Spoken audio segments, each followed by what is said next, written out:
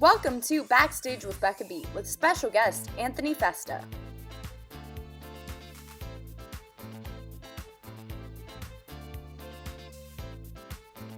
Hi everyone, and welcome to this episode of Backstage with Becca B.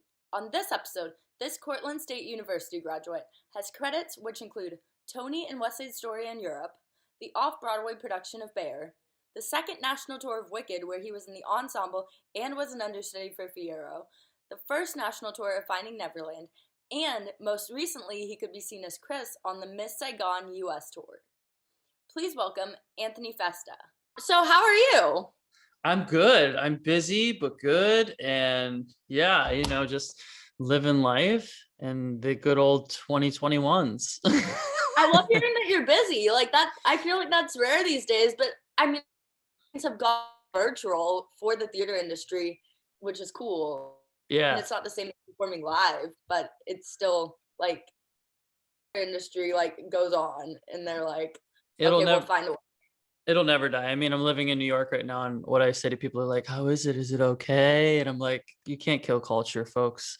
Like you're going to go walk through Central Park and the guy's going to be playing the saxophone and there's going to be a tap dancer around the corner and people are going to have that energy and vibe. You can't kill it. Yeah, exactly. How have you stayed like inspired during this time, do you think? Just by like taking walks maybe around New York or? That's it. I just take walks and I'm totally inspired. No. Yes, by everything. But I think a lot of my inspiration right now comes from accepting where I am right now and accepting the fact that it's a good time to reflect for a lot of artists. So I'm actually putting, this is going to be a terrible thing. People are going to hate to hear this, but I'm pretending in my eyes that the end of this pandemic is like never coming. It's 3 years down the road. That way I don't wake up every day feeling like, oh, maybe we've got it. Maybe we're going to go now. And if you put it kind of a little further into the future, I think you give yourself a leg up on how you view it all, if that makes sense. Yeah. And we all have to kind of find our ways and shift and make little pivots in our life, I mean, that's smarter than what I was doing when this all started back in March, because I was like, oh, everything's going to be fine. It's going to be back in May. And listen, let me tell you, like when I left Miss Saigon on the road in March and we got sent home, we were like, oh, okay, great. Like we'll be in the next, couple cities. I think Atlanta, they were like, oh yeah, well, we're sold out at the Fox and in Atlanta, there's 4,500 seats. They're all sold. We're going to go to the Fox. Right. And I was like, oh, okay, great. And we waited and we missed one city. Then we missed another city. Then the Fox came and they were like, yeah, it's not going to work. And then we got on a Zoom call with the producers and I was like, oh shit. And they, and they let us know that they made the decision to close the show, which is always a heartbreaking thing that I've been through a few times. It is heartbreaking, especially because I feel like more people in like this next up and coming generation who didn't see Miss Saigon previously, like should have gotten to see it. I know it definitely makes me sad, especially since Cameron Mackintosh said at our opening night in Providence, how cool that I got to meet him, right? Like that, like his name just came out of my mouth, right? I'm honored that I even got to meet the guy, right? Yeah. He was like, this will be the last incarnation of this show that we ever do. If we do it again, it'll be a total relook at the entire thing, and we might even add a book, Oh my goodness. So yeah, wow. So yeah, you're right. This was it. This was the last leg of it, Yeah, and I definitely am gonna get more into Miss Saigon, but yeah. I kind of want to backtrack to the beginning of your theater career. So have you always known that you wanted to be a performer and like be on stage? Oh, geez. Yes and no. I think at like a very young age, I was always, so like in high school, I always toggled sports and theater like at the same time. And it was interesting because I had two different friends. I had friends who were the jock friends who kind of like made fun of me for doing the theater. And then I had the theater community of friends where I felt the most comfortable and the most like welcomed and embraced. And the lunchroom was always like a weird time for me because I had these two different friends to sit with, if that makes any sense. And I just remember the feeling of community and trust and love and acceptance and openness and feeling that at such a younger age that I was driven more towards that. And then by my senior year of high school, I ended up choosing theater over sports. I actually stopped. I was like a captain of the soccer team, and I just stopped. I just stopped playing, and I went to do Little Shop of Horrors as Orange Scrivelli instead, which was just a blast. So yeah, I chose that over sports. I had like a choice to make, and from that moment on, I don't regret a second of it. When do you think you really realized that like you could sing and you could be on stage and you could make a career out of what you're doing right now? I think for me, it was at the age of like 13 when I got to play the Artful Dodger at a community theater production of Oliver. And I studied the movie like all the way down to the point where I had like the Cockney accent and everything, like down to a T. And I sang Consider Yourself, and like the entire ensemble joins in. And my father literally said to me, like in the car drive home, I'll never forget it. He was like, how did you do that? And I was like, what are you talking about? And he was like, that was like unbelievable. Like you did the accent and everything. I said, well, I watched the movie like a bunch, and I kind of studied it and figured it out. And that was his kind of aha moment and my aha moment. And from that moment on, there was ups and downs and failures and successes that have led me all over the place. But that was definitely one of the bigger enlightening moments. And the reaction that I got when that number finished, when Consider Yourself finished and the crowd just like erupted, I was like, oh, it's like, this is what I want, I feel like that's such a good show for a kid to be in and like realize like his love for theater and that like he could do this. Like, absolutely. And I had a great relationship with the guy who played Fagin as well. I mean, iconic. Yeah. So I saw you went to Cortland State University. Sure did. How do you think going there helped you jumpstart your professional theater career? I think it really set the groundwork for me and allowing me to really figure out what it was like to be a leading man within a company. I was lucky enough to go to a university where I was given those opportunities. I had auditioned at other universities, we will have them remain nameless, that didn't accept me. No, I'm just kidding. Who cares, right? But this is a message, though, seriously, to those kids who put so much weight and pressure into that world of like, oh, I didn't get in. Maybe I'm not meant to do this. Like I was put on a waiting list at Buffalo. I was put on a waiting list at Syracuse, not accepted at either. I was not accepted at Buffalo, or I just say that Emerson was another one. So I didn't do CCM. I didn't do Michigan. For me, it's more go where you feel like you're at and where your level is at and where you can grow from there, And I feel like SUNY Cortland really set the foundation for me. I was lucky enough to really grow within that facility. I learned how to sing rock there from a teacher named Matt Edwards. I didn't know how to do it. I was primarily, up until that point, I was very, if I loved you, it was very like musical theater type stuff. And then I worked with Matt Edwards, who you should look him up. He's like really taking off in the world of voice as far as that all goes. And he just kind of taught me how to open up this register that I didn't even know I had. And then by my sophomore year, is when I played Tommy in the Who's Tommy. And I was just singing rock and roll, and I was like, this is so cool. So I think I really started to develop a voice in a few different ways at SUNY Cortland, which is what I think when you enter the real world of this business, you start to realize you have to diversify your portfolio, so to speak. You're a commodity, but you don't want to be looked at as, oh, that's the guy who only sings pop rock, or that's the guy who only does classical stuff. No, you do it all. As an actor, you do it all, So I think that it was kind of meant to be that you went there, because like if you had not gone there, then you might not have like grown as much into having those like different talents and being able to sing in different ways. Absolutely, like 1000%, Yeah. So what was your first audition professionally after college? Actually, my first Broadway audition ever was in college. It was in 2007. I know, I was so geeked out about it. I went to an open call for Spring Awakening, the original one, not the recent revival. And literally, I think like a month later, I got an email from a casting director that was like, hey, we'd love you to come in for the replacement role of Georg and on Broadway, yada yada. Who I think Skylar Aston was originating then at that time. Which like, wow, if I ever replaced him, how honored would I be? Yeah. But anyway, I went back for the audition and I was super nervous, and there was like me or 5 other guys, and it didn't go my way, but it was an incredible learning experience for me because it was my first Broadway. Oh my God, I'm in New York City, like doing my callback thing, like I still remember those days.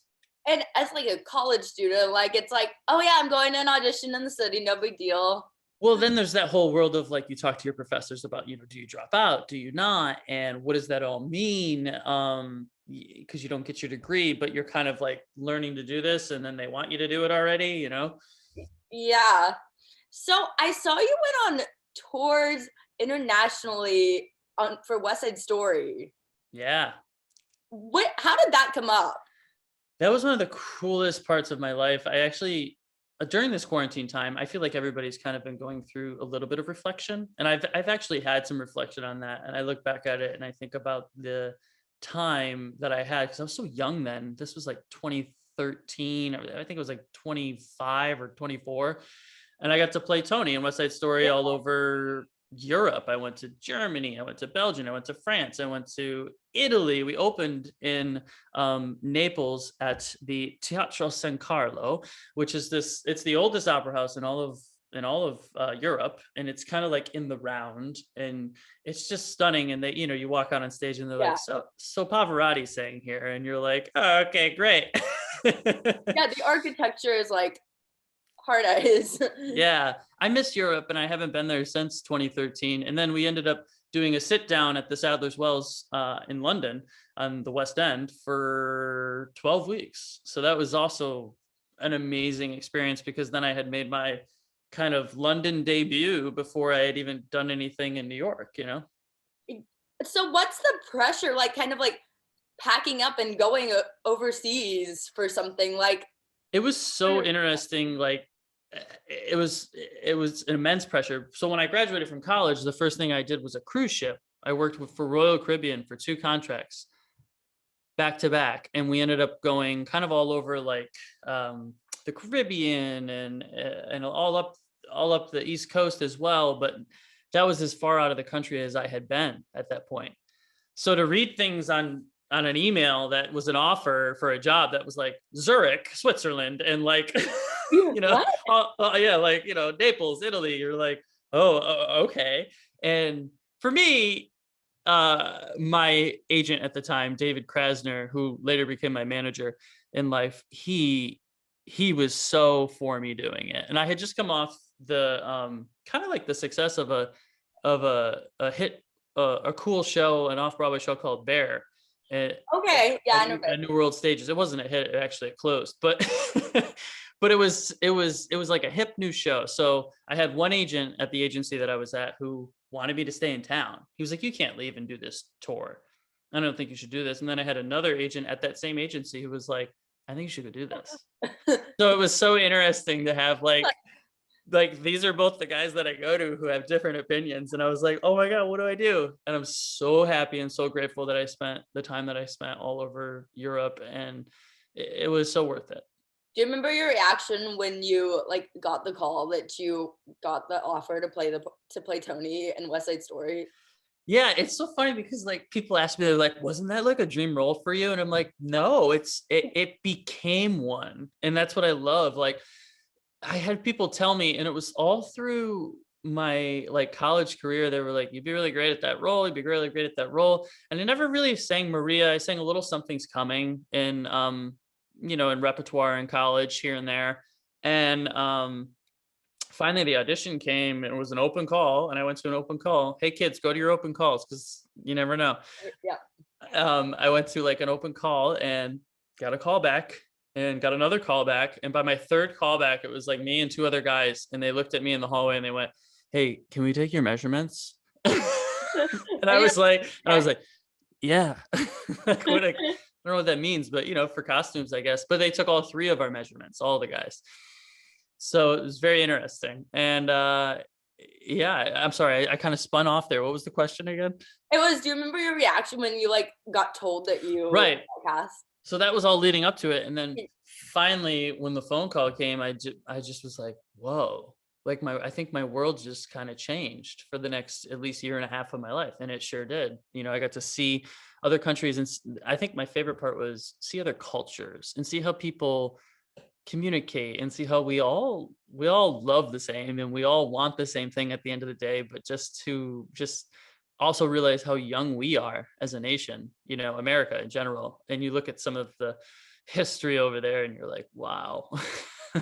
How much did you get to like explore while on tour? Because like you're busy, you're performing a lot during the week. So So here's the coolest part about that job. I only did 24 days a week. I split it with another guy because they treated us as opera singers and we were as couples back then. So it was me and my Maria Jessica Souza, and then the other couple was Liam Tobin and uh, Rachel Zakoff. So it was like split, and also Thaddeus Pearson, my buddy, he came in as well and played it. It was split like 4-4. And so we had this phone called the Tony phone that it was like a little phone that if in emergency, you know, Tony rolls an ankle, anything happens, you've got to be within walking distance of the theater. So when we were in London, I would don't do this, kids. I would go see other shows because I was, and I would keep my like little, don't keep your phone on in the theater, please. I would keep my little like Tony phone like in my pocket and I would have it on buzz and I would just sit there and just watch the show. And I watched, oh my God, I saw like Once on the West End. I saw, is it Charlie and the Chocolate Factory? Willy Wonka? I can't remember what the name of it was. Charlie and the Chocolate Factory. Yeah, I saw that originally over there. I saw so many shows over there. It was so cool. And then I really felt immersed into the community in like a whole different way. You're like, I can come here every day. Yeah, I was like, this is cool. So I'm calling out. I'm actually only doing 2 shows a week now. I'm sorry. No, you got to make your money. You got to make your money, right? I mean, yeah. I mean, did you have people eventually come? Because you mentioned it's split during the week. So did you have people like eventually come and wanting to see you on as Tony? Like on the days that you were on? It was interesting because we weren't in America, so I didn't really have like friends, so to speak. So not really that I know of, and also that honestly, they were all great. Like all the guys who played the role, you know. So, and I think what I love most about it is we were also different too, you know. Yeah. I mean, you probably realize that when have you seen shows a couple times with different people? Of course, that's the magic of live theater. Yeah, like, you're like, wow, this guy's it's our personalities. This guy's personality brings so much whatever to the role. That guy's personality brings so much whatever to the role. Yeah. Yeah, I've seen Wicked like 500 times, which kind of gonna dive into that next. Wicked, what's that? What's that? I don't know what that is. what's that juggernaut? some under like not many people know about it. Yeah. They don't do well. Ticket sales are terrible. Yeah, ticket sales are.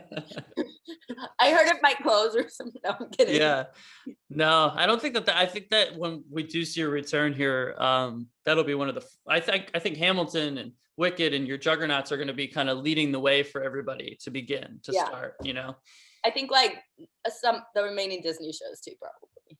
Yeah, absolutely. Yep. So, what was your favorite part before I go into Wicked? What was your favorite part about playing a role as iconic as Tony and singing the songs for West Side Story soundtrack? Like, I still get chills thinking about it, honestly, and he's such a beautiful, beautiful character and man, and I just will never forget because we did the original choreography, the Jerome Robbins, and we did the original staging as well as the original 1950 ? Broadway show, 55, 4, 6, I don't know. So we're in there. And I would start the show with a paintbrush in my hand, you know, and Tony's a dreamer. Okay. Yeah. So he's an imaginer and he's a dreamer. And what better way to enter the world than to say, hey, paint it, make your picture, you know, and every show I really like, you know, I would start with that paintbrush and right on that ladder. And I would say, all right, let's paint the picture. And it was just this, and what people don't realize is everything happens in one night or 2 nights. It's like so fast. Yeah. It's like, and I hadn't, and before we segue away from West Side, I hadn't seen or really listened to the show in a very long time. And I was lucky enough to catch Isaiah Powell in previews. And I sat there and I cried my eyes out. I mean, he was just so captivating and nuanced and brilliant and original in the role for when Broadway does return. Everybody has to go see that. And I know they were still figuring things out and they were early in previews and they never got to open, but my God, what a nuanced, amazing production that they have. And the scene they do with the water. I don't know if you've heard about it. I've heard about it and I'm excited to go. It's like, they're getting injured, right? So you're like, yeah, so you're like on the edge of your seat as they're like sliding through the water on the stage and fighting. And you're like, ooh, oh, yes. It's live theater at its best. I got to tell you, I was like, yes. And it's like cast members were actually, how many injuries were there in the cast? Because like that dancing, that choreography is tons. With water. Yeah. I'm going to drink water out of my solo cup. Don't judge me. Not judging at all. So speaking of choreography, what kind of dance experience did you get growing up that has helped you? Because you obviously had to dance for West Side Story a little. And, and I had to do a little cha-cha for sure. Tony for Wicked, yeah. Wicked, I was in the ensemble. So I had champagne hands, girl. I was dancing in the dancing through that life. College, I did ballet with Cindy Halpin was my ballet teacher in college. I did ballet 4 days a week. David Lowenstein, Andrea Lee Smith for dance as well. Kevin Halpin as well for dance. Everything that I learned in college prepared me for that kind of an audition. And I'm a good mover. I'm not the best at when they throw a combo at you in the room and you got to like give it back real quick. But I do my best and I get by enough to pop into Wicked, I guess. I mean, and you obviously picked it up in college pretty fast because I feel like it's harder to learn that stuff as you get older. Like it's easier to pick stuff up and learn muscle memory when you're younger, but when you're older, it's like, okay, you like overthink things and you get in your head and muscle memory doesn't come as easy. I think it's one of those regrets I have of when I was a little boy and I was singing and stuff. I was like, oh, because my mom tried to get me to go to the ballet studio and I was like, I don't think this is for me. And it's tough because there's not to say that boys like can't dance with girls or anything like that. That's not what I mean. But I think the atmosphere when you walk in and you see the tutus and the pink and everything, for some people, it might be a little hard to switch the brain into that. I wish that there was a younger boys kind of like academy of dance that I could have like dove into, and then I could be doing backflips on stage every day. Yes. Hey, you never know. With your determination, you could be able to do that soon. But hey, it's 2021 and who cares about pink and blues, right? Like whatever color you like, you wear a dress, who cares? Yes. But I think that it's also good to bring up the fact that like times are different than they were when I was 5 compared to now. So, things have changed, if that makes sense. No, that's so true. Times are completely different. And then we're getting like better and better. I feel like. For the better. Yeah. Like why label it? Put a tutu on, do what you want. Yeah. So Wicked, you got cast in 2016 or was it 2016? Yeah. 2016? Yeah. Well, actually I started in January of 2016. So I was like, right at the start. Yeah. You probably got cast, you probably got the call in 2015. Yeah. I got the call in 2015 leading up to it. And I was actually managing at a restaurant in Manhattan in Chelsea. That's right, kids. You got to get side jobs because everything's a hustle in this business. But my mom's gonna hear that and be like, see? Side jobs, see? Because I'm looking for social media stuff right now. So, and it's hard.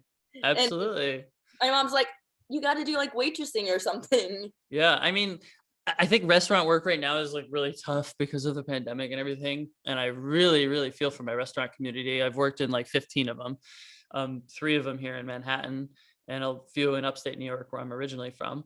But yeah, I was managing in a restaurant in Chelsea called Pounds and Ounces NYC Pub on 18th and 8th. and slash bartending there as well. I think 1 or 2 days a week. So I was working like 5 or 6 days a week at this restaurant, and my manager got the audition and he was like, "Hey, Oh, they want to see you for the cover on the tour." And I was like, "All right." Like I went in, and it was funny because I was in a weird place at that point in my life where I didn't really want the job. Not want it, but I didn't go in there thinking like, "Oh, I really like want and need this job. This yeah. job like has to be mine," kind of thing. I kind of went in there and was like, "All right," and went through the thing and did the thing and then did the dance and then did the singing and then got a call back and I was like, "Oh, all right." And then I went in and then another person arrived behind the table. "Oh, all right." And then there was an associate director. "Oh, all right." And then before you know it, at this all Like, right mood that I was in, all of a sudden I got a phone call and it was like, "Hey, they want to play, like they want you to do it like on the road." And I was like, "Oh," and I cried. I was at the restaurant when I got the phone call. I was I'm managing at the restaurant. I had like accepted, I think I had like accepted my fate as a manager at this restaurant. I don't even know like how to explain where I was in life. Sorry. oh, so you're like, I'm just gonna work here forever now. I mean, like it was okay. Like I was making money and I was like, yeah, you know what? Stability, and I'm in a city I Yeah. love and I can like hang out with my friends and whatnot. And then this kind of, I just like I kind of didn't build it up in my head. I was like, it's a possibility. It's a possibility. Oh, it's a thing. Oh, it's happening. Were, And I was gonna say, were you a fan of Wicked before? yeah, I was a huge fan. So I saw it originally in 2007. And the first alphabet I saw was Eden Espinosa. And yeah, Yeah. she like, okay, she I just did a reading with her on Zoom, by the way, and I was totally geeked out by it. Like we did a reading for a new musical that my buddy Anthony wrote, and she was playing one of the roles. It just popped up like on a little Zoom thing, and I was like, look, there's Eden. We're doing our first alphabet. I know I didn't say it, but I probably should have. So we're like, hey, so I'm like a huge fan. No, she's super sweet, super kind, super talented, and we're both adults in the business now. But it was just so much fun to see her, and it's always nice. It is always nice to hear. I'll put that out there too. It is always nice to hear. Hey, you really inspired me to be a part of this business. Like, if I could talk to Adam Pascal, that's what I'd say to him. Aida was the first show I saw, so, and I remember sitting at the first Broadway show, and I remember sitting there and thinking, wow, I want to do what that guy's doing. He's cool. There's nothing like seeing a Broadway show for the first time and like Nothing. you imagine it, but like the spectacle once you get there, like even if the show doesn't go like all out with the sets and stuff, it's still a spectacle.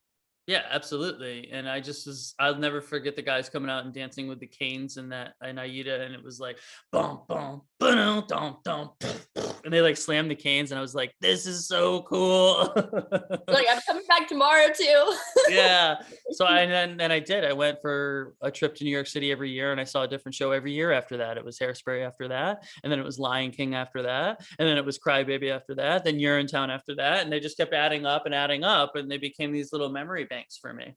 And then it becomes harder and harder to pick just one show to go to, and you're like, I know. I'm like, to stay for like 3 weeks. Can I see like 5 in one day? What's going on? Yeah, you're like, I have to stay for 3 weeks, or I have to come on a Saturday so I can do a 2-show day. Until eventually I moved here, Yeah, exactly. So when you went into audition for Wicked, did you know that you were going to be auditioning to be an ensemble and be an understudy for Fiera? Yes, I did. Cool. Yeah. So what was the pressure like coming in 2016 when like Wicked had been on Broadway for 13 years, 13 years already? And it's like, you're playing a role that so many other people have played. How do you go and like make it your own? Yeah, absolutely. Not only playing the role. So I got to play Fiyero 16 times, I think, in like a year and a half. That's a lot. Yeah, it actually was a decent amount. It was weird because the way that it worked, both of the Fieros ended up taking vacations at one point or another. So the guy who, Travis and I, who were the understudies, got to kind of toggle who was going on. Yeah. And that was a lot of fun. But I think that, yeah, there's a lot of pressure to it. I mean, if you look back there's like a whole Venn diagram chart that they have of all the guys who have played all the roles, right? And you look at like all the guys who were in my Fierro cover track as it is, because there's two different Fierro cover tracks. My Fierro cover track dates back to people like Adam Lambert, who you're like, oh wow, he was in like the track that I did in Wicked. And you just look at the trajectory of some of these guys and their career and where they went and what happened, and you're like, wow. Like anything cool.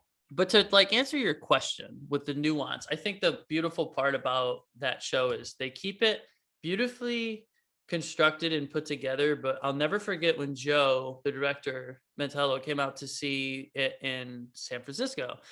And he talked to the cast afterwards. And he said, when we first wrote this show in 2003, the 9/11 had kind of happened not a couple years ago, right? And they were in rehearsals kind of Around that time. right after it happened.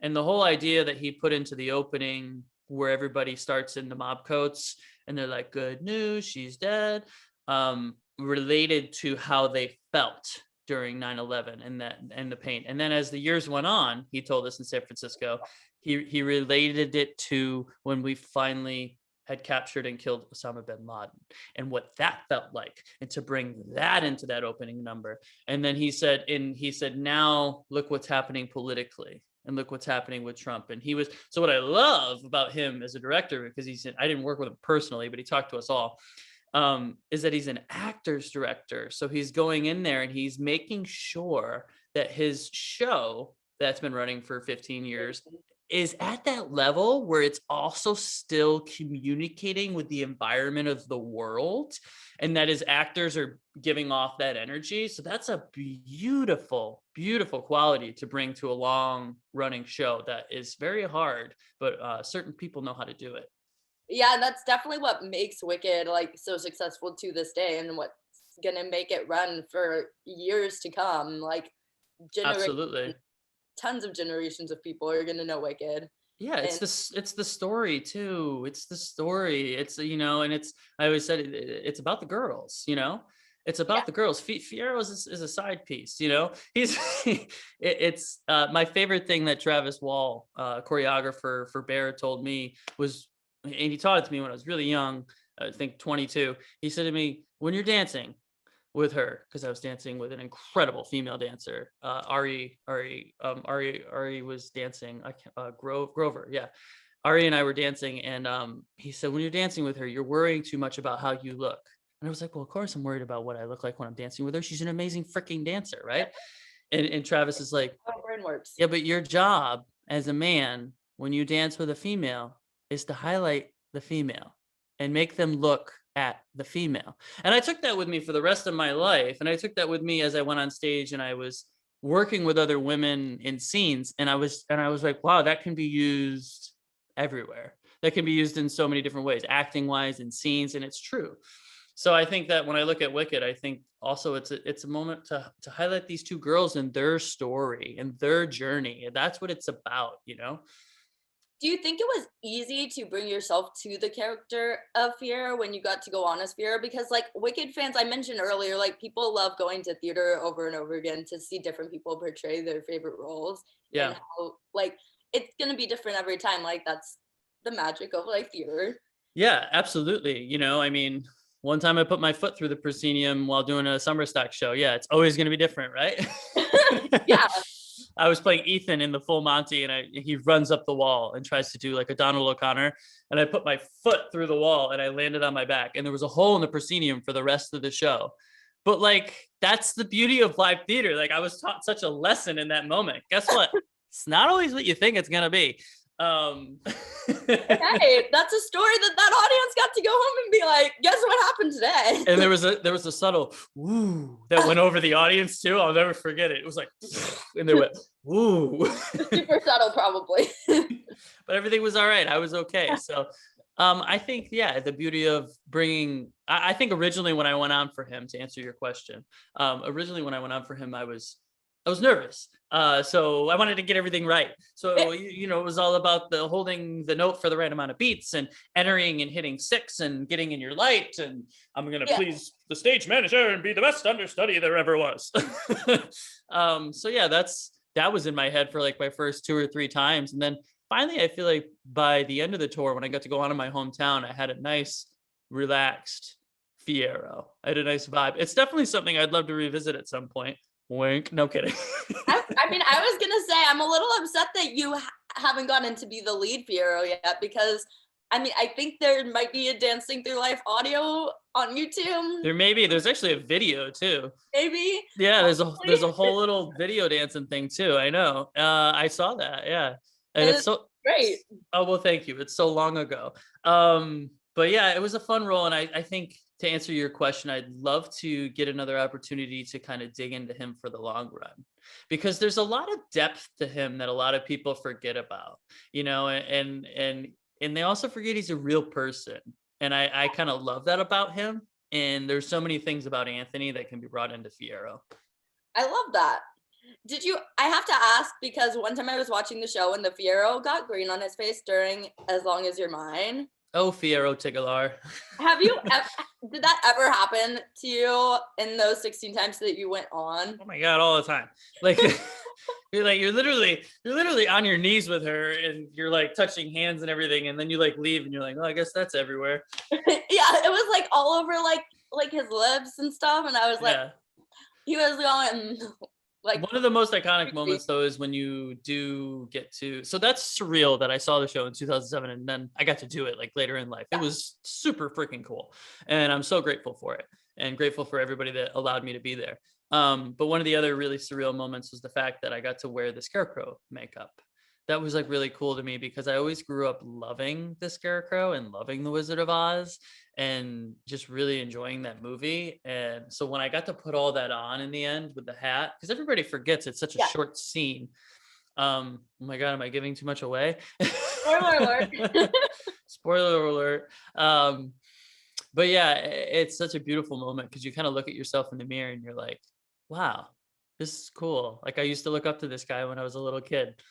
How long does that take at the end of the show? Oh, it's so quick. They're so good with that. I mean, I know that when Elphaba comes in, she has to come in a few hours, like an hour or so before. Yeah. And she sits in the chair. But the Scarecrow thing is actually a prosthetic headpiece that goes over. It's actually really horrifying when you don't have your hat on. You look like Freddy Krueger, you know, like the top of your head is like mirror and you're like, good. Okay. Like, no, I think my hat kept falling off like when I went on or something once or twice, and my stage manager was like, it's really horrifying, you gotta try to keep your hat on. And I was like, can you guys give me a bigger one? You give me some nightmares. Yeah, but it is it's like a whole thing that goes over. So then all that gets painted is this right here. Oh. So it's literally like a quick bop bop boop. Maybe, I'm like not even kidding, like maybe like a minute. They're so good with it. And the team is incredible, and they've been doing it forever. Quick changes amaze me. I mean, I don't know if that's exactly a quick change, because I mean, it's not like a quick change off stage. You've got 30 seconds, but it is a quick-ish change. You don't have like a ton of time. You've got, I think, a song and a half. I think the quickest change, besides maybe Alpha Glenda moments, is the Tin Man during the Nessa Rose scene, probably. Yeah, that's a double. Okay, yeah. Yeah. Wink. Okay, I mean, it makes sense, though. Yeah, I shouldn't tell you these things. But it's crazy. It's like, how does the Phantom disappear in the end? We don't know. It's the magic of theater. It's magic. It's magic. Yeah. Spoiler alert to everyone who hasn't seen Wicked. Yeah, go see it anyway. You're gonna go see it anyway. I mean, exactly. So what was your favorite part about being an ensemble member in the show, before I move on from Wicked? I think being an ensemble member taught me a lot that I took with me when I got to be a lead in a show, and it helped me understand the grind a little more. It helped me understand that you're not there for all the glory, but you're there for telling a part of the story, and everybody's part of that story is important, but also that it's not easy to dance your freaking face off, sing high C's with your microphone on low. And if that resonates at all with anybody, and then not get the glory as much as the people who play the leads, because you're there to support them. You know, you're there to carry the show and tell the story of the show in a community way. So the one thing that I loved about the leads on Wicked was they were so great at making everybody feel as if they were community and they were a part of that story. And that's what I brought that with me with shows I did as I went on. I think recently there's been like a huge change in the theater community and like within like people who like come to see shows where like people really do appreciate the ensemble more than Yeah, they. I mean, one of my favorite ensembles is Hamilton. I mean, you watch that ensemble and it's just like, holy cow, like, whoo, it's Yeah, insane what they do. And I love that. And also the ensemble of Wicked too. It's like, whoa, there would be nothing without the ensemble. absolutely not. Yeah. They're the storytellers as well. Do you ever have moments listening to, because you did Wicked with Jessica Vosk, right? Yeah. Did you ever have moments listening to her singing where you're like, she could how? She's an incredible vocalist. I remember when she joined the company, I was in total awe of her instrument and her voice, like Celine Dion almost. Yeah. And yeah, I think we got to do it a couple times together. And yeah, it's like butter. So when you get to sing with somebody like that, her voice just soars, and you just kind of do what you can to match it.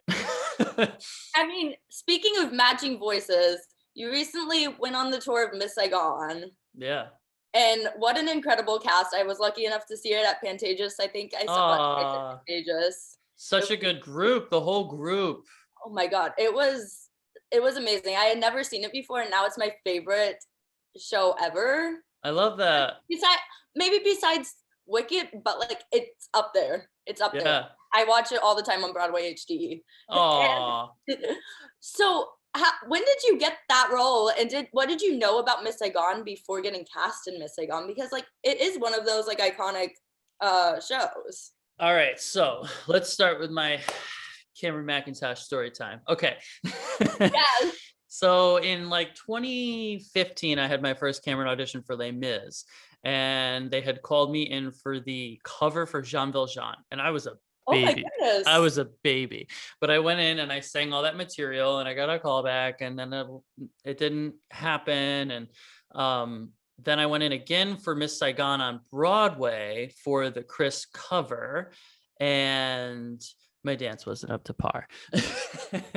But I mean, amongst other things, probably. And whoever got it was probably excellent at that time. And I had that audition. Then I had a Phantom audition, and then it was like I kept popping into the Cameron community of auditions, so to speak, the piggy bank of auditions, I call it. And then there's always a casting director who's like, oh, I did really good. Oh, I did really good. Maybe I should bring him back. And I feel like anyway, once you get one of those champions behind you who wants to see you land something, then for me, it was Mary Sugarman at Tara Rubin. She's a godsend.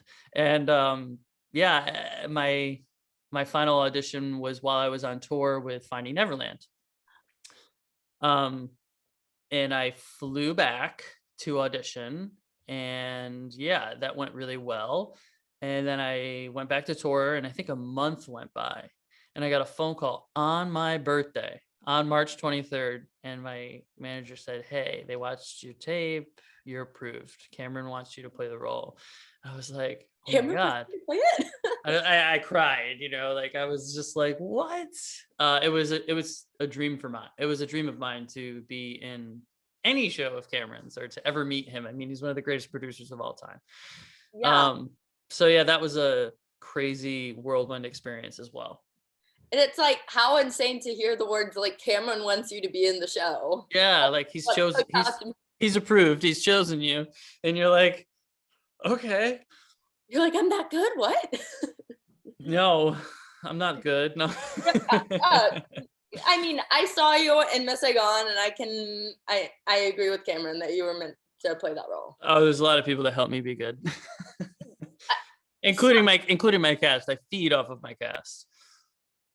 I mean, yeah, but that goes for every show. I feel like everyone feeds off each other, and like the chemistry between cast members helps in every show to make the audience enjoy it more. Like I'll never forget the rehearsal process, and Red Conception and Emily and Stacy, they all walked into that rehearsal, and they just put the bar, and they like and Jamara's Daughtry and Jin Woo and everybody. I won't even forget anybody. And the entire ensemble too, everybody. They put the bar like way the F up here. How And long was the rehearsal process? A month and a half about. Okay, Yeah. because there's like videos online of it. Videos of the rehearsal process? Yeah, there's like Broadway. Oh, yeah. I was like, what? You're like, what? Yeah. The one that went out way back when. Yeah. Yeah. Wait, Yeah. I interrupted you. What were you saying? Oh, just that everybody put the bar way up here, and then I had to come match it. That's all. Yeah, and it was just like show up, and then when you did show up to that level, there was so much communication and respect and love in between the performers, you know. And we were lucky enough to have a director, Lawrence Connor, who let us bring our individuality to the role. You know, Alistair's an amazing Chris, and he brings his own individuality to it. I got to see him do it actually. Ooh. And on Broadway, and Eva's a phenomenal Kim and an incredible performer. But what I loved was we entered that rehearsal space and nobody said ever to be anything but ourselves, and that we were hired to be ourselves. So, and I think since you've seen the Broadway in HD and you saw it at the Contagious twice, they're two totally different productions. They're two totally different vibes, you know, and that's what's beautiful about theater. Yeah, and I loved seeing it live and like getting to see like I think it's more special that it didn't get like the Broadway version is on Broadway HD. Yeah. I can watch that. And then I got to see it live with like completely different cast and watch the differences. No one is better than the other. That's what's beautiful, is that somebody might think that one's better and somebody might think the other one's better. And I think that's a beautiful part about theater and understudies and what we were talking about earlier. And my understudies were phenomenal as well and brought their own nuance to the role when they got to go on, you know? So it's just like, that's what's beautiful about what we do, you know? What research did you do about the time period in which Miss Saigon takes place in order to best portray the character of Chris? I didn't do any. No, I'm kidding. Could you imagine? You're like, none at all. I just tried. None. They were like, you look like a GI. Go ahead. We did a lot of research at the beginning. We actually, the first few days of rehearsal, we watched the Ken Burns documentary. We broke down what was happening. We broke down, my favorite part of rehearsal was we broke down different viewpoints of the war. So we not only saw it from an American viewpoint and the way that we learned it in our history books, but we saw it from the Vietnamese culture and the Vietnamese viewpoint. And then a year into the contract, I got to go out and fly to Vietnam, spend time in Vietnam, and actually go to the War Remnants Museum and learn a ton of new stuff that I thought, wow, just when I thought I knew everything I needed to know about this show, I didn't really know about the culture because I wasn't there. I could imagine it, but then I got to go there and I got to walk the streets of Saigon, and then I got to bring that back to me. And for me, Why God Why was one of the biggest songs that I'll never forget. I was walking around Vietnam and I just thought, this song's never going to mean the same thing to me anymore because I've been here. And it didn't after that moment. From that moment on, it meant something more. I was gonna say the songs in like the Miss Saigon storyline is very heavy. How do you go about conveying emotions through songs, like for example in Why God Why? I think the toughest thing for us as artists is that when we're given material where we have to be angry or we have to be sad, the hardest thing is to remember that if you immediately choose to play those things, portray those things, or if I want to show you that I'm mad or I want to show you that I'm sad, then it doesn't work as well as if the words just kind of come out of your mouth. Because organically, when I am sad, I'm not showing you that I'm sad, you know? So I think that that's probably the biggest advice I can give and thought that I can give is that, you know, every time I did the breakdown scene or every time I sang Why God Why, I would try to ease into it because they got to remember it's for a new audience every night, and it's got to be new to me too and fresh to me. So I always felt a safety and a security. The song starts, I light a fake cigarette and I would take a drag and I would just look at this cigarette, and I had a moment where I took my brain and my eyes and I said, you're right here and you're just looking at a cigarette. And I would look out and then I would think about Vietnam and how I was there, and I would start the song, you know, because that's the difference between communicating with the audience in a simple way through dialogue or communicating in a I'm gonna sing this song, and kind of like going that route of things. Both work, but there was something very personal about inviting them into my world and at the beginning of that song, so that at the end I could really express my feelings, and it would be like, wow, I think I understand what that guy's going through, because that song arcs like a beast. Yeah. I mean, and you did that. That's why Thank I you. mean, I came back twice because like that cast, like I was mind blown by the first show that I saw. And I wanted to go to see it in the OC actually too. It's Oh, like an hour from me. So I was like, well, I don't drive. I would have to take like an Uber all the way up there. the OC was cool. So that was Seagram's, right? Yeah. Yeah, I got to play there with Wicked too. That's a great venue. Yeah, I've never been because it's like it's so far from where I lived in LA, but I was like, I wonder if I could get up there, and I didn't, but Well, someday, someday. the next tour, right? Yes, the next tour. I feel like a lot of vocal stamina is needed for the role of Chris in Miss Saigon. Huh. So yeah, yeah. So that's a yes. Yes. How do you work on that, and how do you work on vocal stamina and vocal health, especially when you're singing on the road, which you obviously have with before Miss Saigon Yeah. So touring. I think I was super lucky to have people in my back pocket like Dr. Wendy Laborn, who is a vocal pathologist with Cincinnati. She works through like with CCM and works with a lot of Broadway artists. People like her and people like Mike Ruckles, my vocal coach, who helped me realize what it takes to do this. Not only for a lot of people forget, and I'm going to break it down real quick. So there's 8 times a week, right? Yep. But then there's 8 times a week for a month. And then there's 8 times a week for 6 months. And then there's 8 times a week for a year. Those are all different levels. And you're trapped. So, and you're traveling and you're in a different city every week, sometimes every week. Yeah. So every level is a different like checkpoint on the vocals, because you're singing 8 times a week, remembering her, just her, over and over again. And you're also in the final scene figuring out how you're going to scream, how you're going to yell, how you're going to place those things. Or maybe I'm not going to scream. Maybe this emotion is going to come through a different way, Yeah. and I feel like it's such an interesting thing to navigate and figure out as you move along, and it takes an army, it takes a village, it takes people who can help and give advice and get you through where you need to get through, because there's stumps and pitfalls. And I'll never forget, we were in Cleveland and I went out on stage. Oh my God, this is so embarrassing, but I'm going to tell it. Okay, ready? This is like Okay, a ready. super private story. All right. So there was, like, guess what? Private. I say private. There was 2,000 people who saw it. Um, we were in Cleveland and I was so embarrassed by this, but this is a reality, folks. And this even I talked to my buddy, Nick Cartel, who played John Valjean, and he's like, it's a reality. This happens. It happens to people in our business. And Nick said, it's happened to me. And you shouldn't feel ashamed or embarrassed about it. And I was like, all right, because I did it first. I felt like I let my people down. I walked out I was warming up for the show. My voice felt a little funky, but nothing crazy.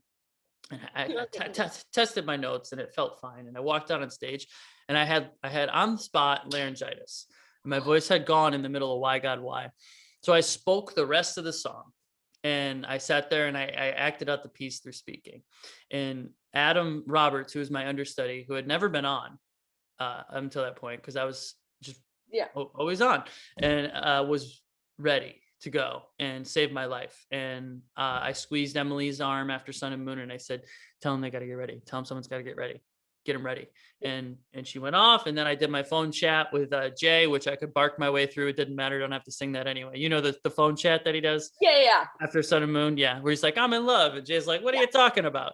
Um, so that was fine because I had laryngitis, and I was like, "All right, I'll get through that." I got off stage, and I switched. I took my belt off, and I said, "I'm sorry" to Adam, and he said, "I got it." And he went out there, and from 5'11" to 6'3", off he went.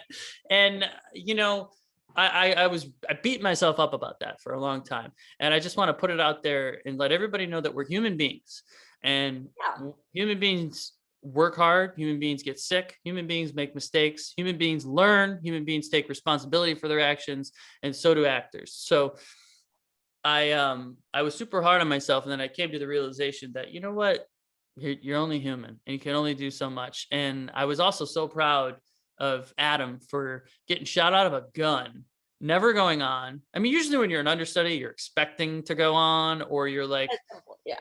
yeah, you're like, oh, he's gonna go away on vacation or this or Yeah. that or the other thing. This is like the worst case scenario. You don't want this. I think I saw one time I saw two girls dressed in green give high fives after Wizard and I. Okay.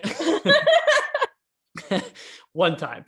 So, but then again, there it is. There's the harsh reality of, like, she went out there, she sang Wizard and I. She didn't feel healthy. Yeah. She didn't feel confident. She said, Finite. And lucky there's a girl backstage who's ready to go, so yeah, that happened to me in Cleveland. And I just think that it's so important to be aware of your body, listen to your body, take care of your health. Those are all like so important. They sound so simple, and you're like, well, of course you do that. But when your ego gets in the way, you're like, oh, I've got to go be there for my company and this and that. It's like, nah, man, if you don't feel like it's right, just call it, Yeah, and your toughest critic is yourself. So it's like you put the most pressure on yourself. No one else puts as much pressure on you as you put on yourself. Took the words right out of my mouth. Bam. And we overthink as humans too. Oh my God, so much about everything. I mean, you've got to become friends with that little voice in your head. If you don't, you're going to go crazy. I mean, I'm sure there's moments where like you have thought that you like missed a note or something, and people are like, when did you miss a note? Yeah, or like I'm like, oh my God, I totally just loved the line, and then the person I'm in the scene with backstage is like, where? No, they're like, what happened? What happened? But really what happened was I was thinking about a burger because I didn't eat before the show, and and then all of a sudden I was like, did I say all the words? Did I do it right? Yeah, what happened? I don't even know what happened. Like, you did great. Yeah, everything was great. It was lovely. So funny. Do you have a favorite stage door memory from any show in particular? Because you've been so many places. LA. I think LA because LA reminded me of New York because they line people up and they've got the barricades and everything. And in a lot of cities, you're in like Knoxville, Tennessee or Portland or something, they're just like, oh, there's a stage door. And you're just like, oh, hey, everybody, which is also kind of cool. But I like the barricades, and I like the support of the community in Los Angeles and that opening night party, and just having people like, just being so nice and so respectful, kind words from people like Kenny Ortega were at the opening night party. I mean, like how often in your life do you get to meet somebody like that, and just be surrounded by what feels like a theater community, Chicago as well. Chicago's another big one. Funny story, Kenny Ortega was once on one of my flights, and I was like, that's Kenny Ortega. Like, hi, how are you? I know I was at the opening night party, and my the press rep for Saigon, Jenny Bates, came up to me and she was like, hey, so Kenny Ortega's here. He wants to meet you and take a picture with you. And I was like, oh, who? She's like, Kenny Ortega. And I was like, oh, okay, of course. So then we went over, we took a picture, we met him, and he's just was the kindest man. Yeah, and he's had so much success, which is like crazy. I mean, just a little bit, right? Just a little bit, just like High School Musical and a bunch of Disney movies and Hocus Pocus and stuff. Just a little bit. I love it. So, I mean, I feel like you've done a bunch of touring. Touring, I feel like it's probably significantly harder than just like being stationary on Broadway. What do you think? I'm curious. Well, here's the fun thing. People always think of me and my career, because I've been doing this for about 10 years now, and they look at it and they go, wait, have you been on Broadway? And the answer is no. So I've done 2 shows in New York. I've done Desperate Measures at New World Stages and also Bear. And then, readings and stuff like that here or there, but I've always kind of said yes to going out on the road, and I've enjoyed it. And I think the road is tough. I think the road is a grind. And I think that the hardest thing about the road is finding the stability within your brain to remember who you are, and to remember that, this whole like a different city every week scenario, this go, go, go life mentality isn't who you really are. You have to also like center yourself, if that makes any sense. But I'll have to get back to you on the final answer if they ever put me on Broadway. So when you get put on Broadway, because like you will, like you have I mean, I feel like people would love to see you on the Broadway stage, and you're meant for the Broadway stage eventually. like now when Broadway comes back. What show would you want to be in on Broadway? What a question. I think more than anything, the coolest thing is to originate a part. So if there was something new, I got to see some pretty cool shows before Broadway closed down. Actually, I was lucky to. But if there was a new show that came out that, needed an Italian American guy that I could bring myself to, yeah, then that would be really cool. The other big one is it's got to be Christian and Moulin Rouge. I could see it. I really enjoyed it a lot, and I sat there thinking, "Oh, this would just be a blast! What a fun time this whole ordeal looks." Yeah. Yeah. Speaking of spectacles, for sure. I know, right? Yeah, I loved it. I just absolutely loved it. So let's put it out into the universe. If you originated a role in a show, who would you want to write the role? Write it? Oh my God. We can just at them. Yeah, I don't know, like anybody, like Stephen Sondheim, like Jason Robert Brown, like Steven Schwartz. No, I don't know, anybody. Just, hey. All of those amazing people would be phenomenal. Claude Michel Schomburg and Alain Boublil. They're gonna write another musical. Les Mis and Miss Saigon weren't enough, and The Pirate Queen, if anybody remembers that one. I mean, yes. Would you want to be in Les Mis eventually because you auditioned for it? I could see you as Valjean eventually. I don't know if like now, but like you're like maybe later. Maybe in like 10 years. I don't know. People forget how old I actually am. Like often people are like, "You're in your 20s, right?" I'm like, "No, I'm in my 30s." People think I'm in my teens. I don't. I feel like I feel like the way that we're communicating and talking, you seem like an adult to me. Yeah. People are like, "You're not 16?" You're like, "No." But what was the question about Les Mis? Oh, if I ever would want to be in it? Yeah. Oh my God, I'd be honored. Are you kidding me? To even join any part of that legacy would be such a dream. And for me, more than anything, it was one of my father's favorite shows, and God rest his soul, he passed away. I just remember him watching like the O2 Arena version of it and him telling me like, "Now that is a show that you need to get into." And I was like, "Okay, I'll do my best, Dad." Which one? Which O2 Arena version? The one that had Elfie Bow? Or did they both? I don't know. Like 2010? Yeah, that one. And Ramin was playing Algeras. Yeah, I watched that like 500 times too. Of course. And the girl who Katie Hall, who played Cosette. Yeah. Her and I did Tony and Maria together because I joined the UK tour of West Side Story for like 10 shows. Oh my gosh. I think I saw that and I was like, I wonder if that's the same Katie Hall because like her voice is stunning. Yeah, we ended up working together for like a week. She's a gorgeous instrument. Yeah. How does she sing that high? I don't know. It's she's very talented. So how do you work on self-confidence in an industry like this industry? Because like it's hard. You go for auditions and you get your fair share of no's, I'm sure. And it's like, okay, well that's discouraging. Yeah, you gotta just have a whatever kind of mentality, honestly. If the moment that I'm gonna say the F word, the moment that you don't give a fuck, you know what I mean? Yeah. Kind of mentality. That's when you start to get into rooms that you weren't allowed in before. If that makes any sense. Then they start to call you and they're like, "Hey, can we get him in here?"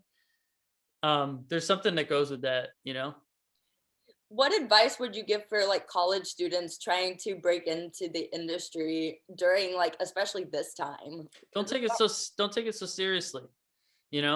Have fun with it and learn from it and get on this Zoom thing. I'm in acting classes. I take voice lessons every week. I'm in a TV film class on Wednesday. I'm always studying because I'm a sponge, and you have to be as an artist. Because guess what? It's a never-ending ladder, and you never reach the top. So you better find happiness at some point in that ladder within yourself. Okay, so if you find that clarity and you realize that it's not all about the fame and not all about the glory and all that, it comes from within you. That's where your happiness comes from. Then you're in it for the right reason. But I would just say, don't take it so seriously. And when you do get the job, that's great, but don't take it so seriously. You got the job for a reason, and just to be good to people, be a good person, and help and realize that it's a community and a family. It's a very small community and family that helps each other, that listens to each other, and that's what we all do. I think people forget like how small exactly the theater community is, because a lot of people know like other like people know each other through one show or another, and it's like Yeah, and don't be fearless, or and sorry, don't have fear. yeah, Be fearless to mess it up, Oh, you botched an audition. Guess what? I've botched a ton of auditions, okay? And don't think that, oh, that casting director is going to put me on the blacklist. There's no such thing, okay?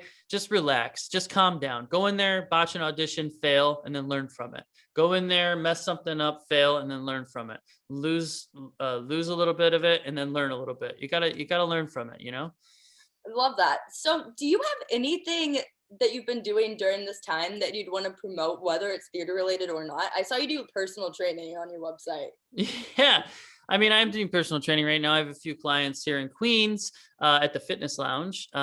So that is one thing. The other thing is I'm actually starting a podcast just like you. Oh, I'll have to send you the link. It's called Curtains. It's called Curtains Up, and I'm going to be interviewing people throughout the Broadway community, kind of talking about the future of Broadway and what to expect and what's to come. So yeah, I'm a teacher, or you're a teacher right now, and I'm learning from you as well. See? Well, definitely send me the link, and I'll post the link when it's all up. Yeah. In the description of this.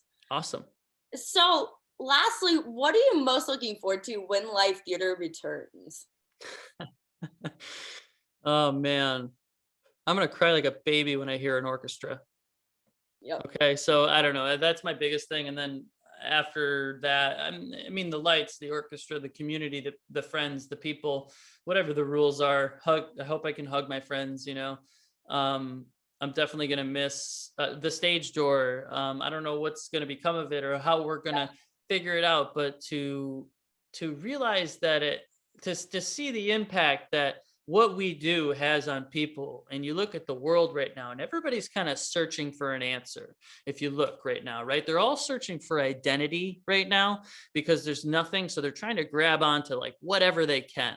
And I think theater really offers an important outlet that people need deep within themselves. And that's the beauty of it. And that's, I mean, whether it's me hearing sniffles in the front row from Miss Saigon, or just meeting somebody at the stage door who genuinely said thank you. And yeah, that's what I miss. The sniffles might have been me. I don't know. Why? It was a comedy. It was a comedy? What? Why weren't you laughing? I missed that version of I don't think I saw that version of Miss Saigon. That was the comedy. So where can people find you on social media to keep up with everything you're doing and to find the podcast when it comes out? Yes, because social media has everything I'm doing.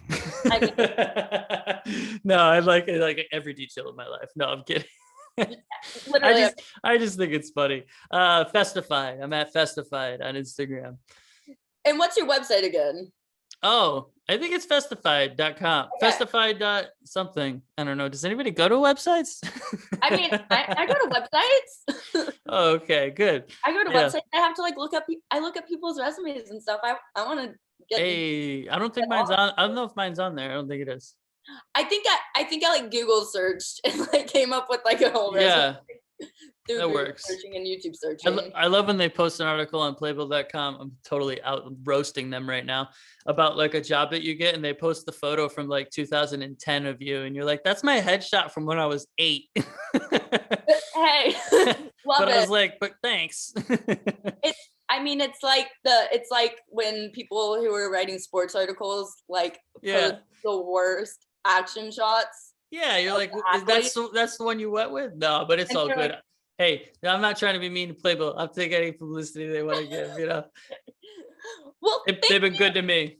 I mean, they're a fantastic website, and like the work that goes into keeping up a website like that. It's insane. Yeah. Well, thank you for coming on and talking to me about your theater career on Yeah, absolutely. Thanks for having me. Of course, it's been so much fun. Thanks for watching this episode of Backstage with Becca B. You can follow me on Twitter and Instagram at Becca B Talks TV. Or for more exclusive content from this interview and more, you can follow me on Instagram and Facebook at Backstage with Becca B. Make sure to subscribe to my channel and like this video, or if you're listening on Apple Podcasts, go ahead and give me a 5-star rating. Thanks for tuning in, and I'll see you guys next time. Bye!